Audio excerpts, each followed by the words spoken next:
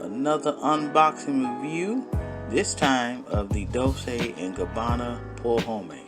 This is the 7.5 milliliter, 2.5 fluid ounce version. It features not only a cool looking felt box, but a light smelling citrus tobacco tone that has this "I've smelled this before" smell.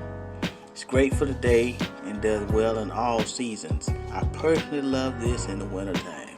That colder air carries it for me. Oh, and I forgot to mention, it has a great smell time at over 3 hours. Now, however, the prices can get a little crazy. I've seen it listed anywhere from $39 to $158.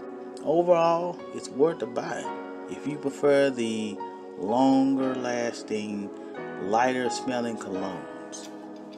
Go ahead and give it a try. If you enjoyed this unboxing review, like and subscribe for more videos like this. I am Brother Black Spider,